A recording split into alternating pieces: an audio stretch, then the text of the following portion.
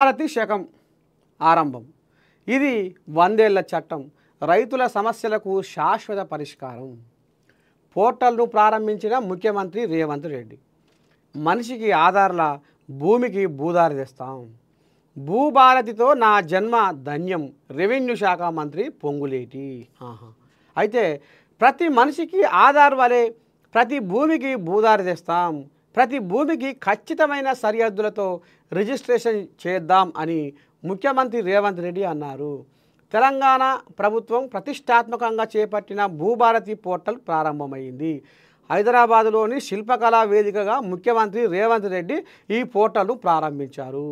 ఈ కార్యక్రమంలో deputy CM బట్టి విక్రమార్క, రెవెన్యూ శాఖ మంత్రి పొంగులేటి శ్రీనివాసరెడ్డితో పాటు మంత్రులు, కీలక అధికారులు పాల్గొన్నారు. అయితే ఇక దీన్ని ప్రయోగాత్మకంగా 4 మండలాల్లో ఈ పోర్టల్ను అమలు చేయనున్నారు. మద్దూరు, లింగంపేట, వెంకటాపూరు, నేలకొండపల్లి మండలాలను ఎంపిక చేశారు. జూన్ 2 నాటికి రాష్ట్ర వ్యాప్తంగా పూర్తి స్థాయిలో అమలు చేసేందుకు రాష్ట్ర ప్రభుత్వం కసరత్తు చేస్తుంది. ప్రజల నుంచి అవసరమైన సూచనలను స్వీకరించి తగు మార్పులు చేయాలని ముఖ్యమంత్రి రేవంత్ రెడ్డి ఇప్పటికే అధికారులను ఆదేశించిండు. కలెక్టర్లకు చెప్పిండట. ధరణి తీసుకొచ్చి బీఆర్ఎస్ వాళ్ళు దందా చేసిర్రు.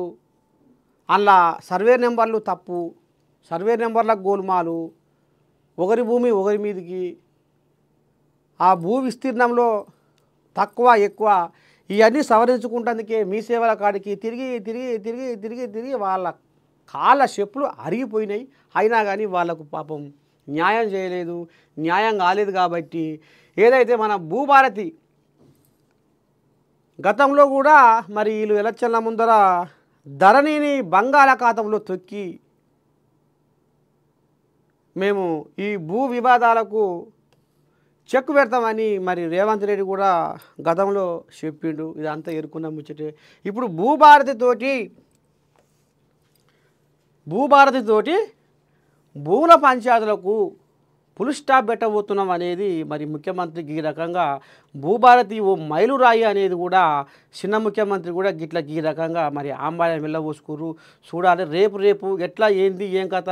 ఇంకా రైతుల దగ్గర కూడా సలహాలు సూచనలు తీసుకొని కూడా ప్రభుత్వం ఇంకా ఏ రకంగా ముంగడి పోవాలి, పంచాయతీలు లేని భూములను ఎట్లా ముంగడి తీసుకుపోవాలి, ఎట్లా ఈ భూభారతిని విజయవంతం చేయాలి అనేది మరి రెవెన్యూ శాఖ ఏదైతే ఉందో గ్రామ స్థాయిలో ఉన్న అధికారులను, ఇక్కడ రెవెన్యూ శాఖలను మరి ఆనాడు కేసీరావు పగబట్టి వాళ్ళ పొట్ట మీద కొట్టి వాళ్ళు ఏదో లంచగొండులు అన్నట్టుగా చేసి వాళ్ళ మీద పగబట్టి ఈ రకంగా చేసిండు. అది కాదు ఇక మరి ప్రభుత్వము ఇటు రెవెన్యూ శాఖ 2 కళ్ళలాగా పనిచేయాలి, తెలంగాణలో భూ వివాదాలకు తావు లేకుండా చేయాలని మరి కాంగ్రెస్ సర్కారు కంకరం కట్టుకొని ముందలి పోతుంది. చూద్దాం రేపు ఇది ఎందాక పోతుంది, ఎట్టెట్టవుతుంది అనేది ముందు చూద్దాం. ఇక విస్తరణం వామ్మ యుద్ధమే అవుతుంది. మంత్రి పదవులపై రచ్చ ఆరంభం. వివేక్ ఫ్యామిలీపై మంచిర్యాల ఎమ్మెల్యే ప్రేమ్ సాగర్ రావు విమర్శలు. మంత్రి పదవి ఎలా అడుగుతారంటూ ఫైరు.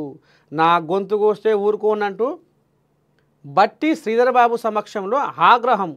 ప్రేమ్ సాగర్ వ్యాఖ్యలకు వివేక్ వెంకటస్వామి కౌంటర్.